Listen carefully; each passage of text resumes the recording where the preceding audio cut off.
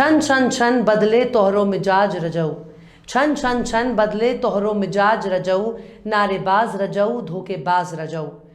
भोजपुरी गायिका नेहा सिंह राठौर ने हमारे मोदी जी और भाजपा पर क्या खूब कहा है। भाजपा पूरे देश में हिंदू राष्ट्र का बिगुल फूंक रही है। दिन रात टीवी चैनल वाले हिंदू राष्ट्र की भूमिका बना रहे हैं, लेकिन भाजपा ने पूर्वोत्तर में पहुंचकर अपना मिजाज ही बदल लिया। मोदी जी कह रहे हैं कि हम ही असली वाले सेक्युलर। उत्तर भारत में गैया को मैया मानने वाली भाजपा नॉर्थ ईस्ट में गाय का गोश्त थाली में सजाकर पेश कर रही हैं। भाजपाई कह रहे हैं कि हम खाते हैं गौमांस। वहीं दूसरी तरफ हमारे रजऊ का मिजाज भी बदल चुका है। यूपी, एमपी, बिहार, बंगाल, राजस्थान में रजऊ का मिजाज कुछ और होता है। पूर्वोत्तर में पहुंचकर हमारे रजऊ बिल्कुल बदल जाते हैं। उत्तर भारत में मंदिर मंदिर करते हैं और पूर्वोत्तर में गैर धार्मिक बन जाते हैं। पता ही नहीं चल रहा कि हमारे रजऊ का मिजाज पल पल में क्यों बदल जा रहा है। लेकिन हमारे रजऊ ना तो नारेबाज हैं और ना ही धोखेबाज। हमारे रजऊ का दिल उस वक्त बहुत बेताब हो जाता है जब किसी इलाके में चुनाव की खबर सुनने को मिल जाती है। हमारे रजऊ जब तक चुनावी ढोल पर गला साफ नहीं कर लेते, जब तक चुनाव रैली में भाषण न दे ले, जब अपोजिशन को खरी खोटी नहीं सुना लेते, तब तक हमारे रजऊ को चैन नहीं आता। नेहरू को मुंह तोड़ जवाब देने में हमारे रजऊ का दूर दूर तक कोई सानी नहीं है।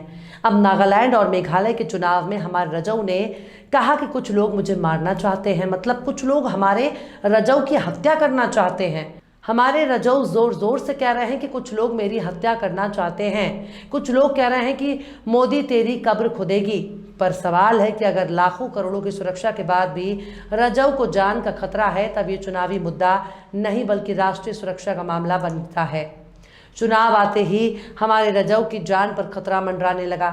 वाकई हमारे रजऊ की शान निराली है, हमारे रजऊ की बात निराली है। हमारे रजऊ बहुत निराले हैं। हमारे रजऊ को आगे पीछे ऊपर नीचे सुरक्षा की दरकार है। छन छन छन बदल रहा है हमारे रजऊ का मिजाज। सलाम, नमस्ते, सत श्री अकाल। मैं हूँ आपके साथ हर्षिता मिश्रा और आप देख रहे हैं टाइम्स मेल। अब तक समझ ही चुके होंगे कि रजऊ का मतलब क्या है और रजऊ कहाँ किसे जा रहा है। पर सीधे मुद्दे की बात करें तो हमारे मोदी जी की कब्र खोदने को उतावले हो रहे हैं। कांग्रेसियों से पूछा जाना चाहिए, आखिर मोदी की कब्र क्यों खोदना चाहते हैं। मोदी जी ना तो कब्र में विश्वास रखते हैं और ना ही मोदी जी जीवन मृत्यु को मानते हैं। मोदी जी अजर हैं, मोदी जी अमर हैं।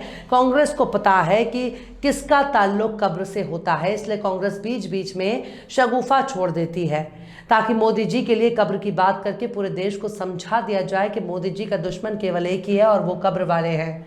पर सवाल है, कांग्रेस और भाजपा के बीच ऐसा कौन सा रिश्ता है जिसकी वजह से मोदी जी को भाषण के लिए तय वक्त पर शब्द मिलते जा रहे हैं।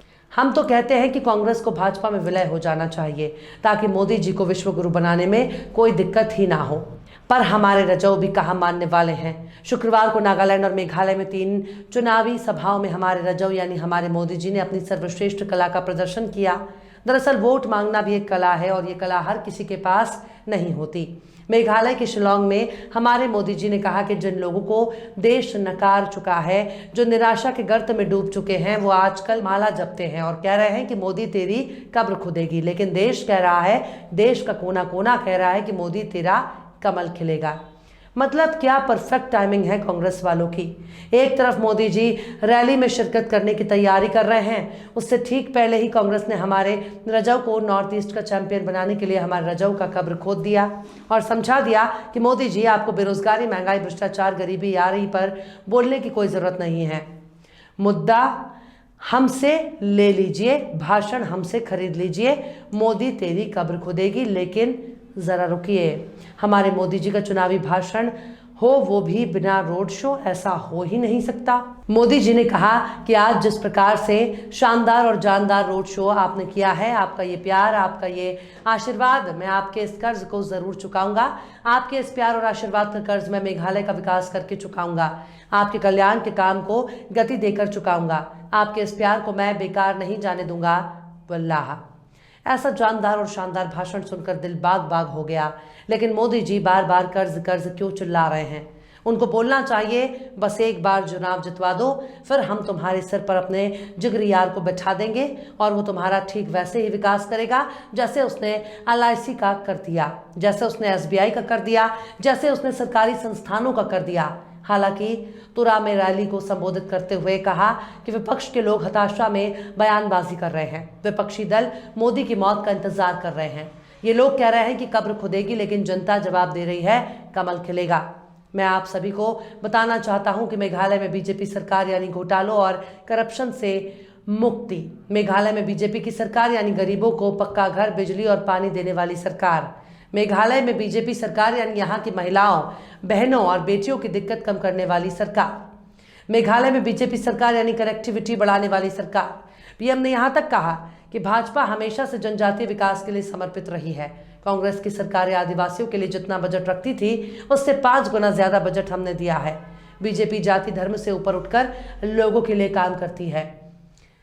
वाह, क्या सुपरहिट डायलॉग मारा मोदी जी ने। बीजेपी जाति धर्म से ऊपर उठकर काम करती है। उन्होंने कहा कि बीजेपी ऐसी योजनाएं बनाती है जिससे सबको फायदा होता है। पीएम ने यह भी कहा कि बीजेपी के लिए सबका साथ सबका विकास ही असली सेकुलरिज्म है। मतलब मोदी जी पूर्वोत्तर में जाकर सबको समझा रहे हैं कि हमसे बड़ा सेकुलर कोई नहीं है और असली वाला सेकुलरिज्म केवल हम ला सकते हैं। दरअसल मेघालय में 27 फरवरी को वोटिंग होगी और 2 मार्च को रिजल्ट आएंगे। अभी वहां पर कांग्रेस की सरकार है, लेकिन इस बार बीजेपी कड़ा मुकाबला देने का काम कर रही है। और जिस तरह से कांग्रेस ने मोदी के कब्र खोदने का नारा दिया, उसके बाद भाजपा की सरकार बनने का रास्ता बिल्कुल साफ नजर आ रहा है। मतलब हम खुश तुम खुश, सबका साथ और सबका विकास। लेकिन सबसे बड़ा सवाल है, आखिर पूर्वोत्तर में भाजपा खुद को इतना बड़ा सेकुलर क्यों साबित करने पर तुली है।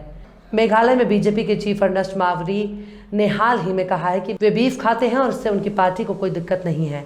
उन्होंने खुलेआम कहा था कि वो गोमांस खाते हैं और बीजेपी को उनके गोमांस खाने से कोई दिक्कत नहीं है। खुद को सेकुलर दिखाने और गोमांस का समर्थन करने के पीछे एक खास वजह है। दरअसल नागालैंड और मेघालय दोनों ही राज्य ईसाई बहुल है। मेघालय की आबादी में 75% ईसाई है, जबकि नागालैंड में लगभग 88% आबादी ईसाई धर्म को मानती है।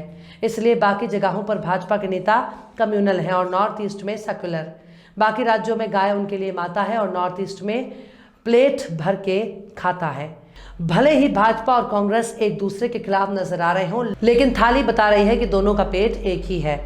वाकई नेता सिंह राठौर ने बहुत खूब कहा है कि छन छन बदले तोहरे मिजाज रजऊ, नारेबाज रजऊ, धोखेबाज रजऊ। फिलहाल इस वीडियो में बस इतना ही। ये वीडियो आपको कैसा लगा कमेंट बॉक्स में जरूर बताइएगा। वीडियो पसंद आए तो लाइक करें। हमारे वीडियो लिंक को फेसबुक, ट्विटर, व्हाट्सएप पर अपने रिश्तेदार, यार, दोस्तों को भी शेयर करें और बेबाक, निष्पक्ष, स्वतंत्र पत्रकारिता को सपोर्ट करने के लिए आप हमारे चैनल टाइम्स मेल को जरूर से सब्सक्राइब करें और हाँ, बेल आइकन की घंटी वाली बटन भी आप जरूर से दबा दें ताकि आपको हमारे आने वाले नए वीडियो की नोटिफिकेशन फौरन ही मिल जाए। फिर मिलता है किसी और वीडियो में एक नई खबर के साथ। हर्षिता मिश्रा को दीजिए इजाजत। जय हिंद। तो देख लिया आपने हमारे इस वीडियो को। हमें उम्मीद है कि आपने हमारे वीडियो को लाइक किया होगा और दूसरों को भी शेयर किया होगा। अगर अभी तक आपने हमारे चैनल टाइम्स मेल को सब्सक्राइब नहीं किया है तो जल्दी से सब्सक्राइब कर दें और बेल आइकन भी प्रेस कर दें।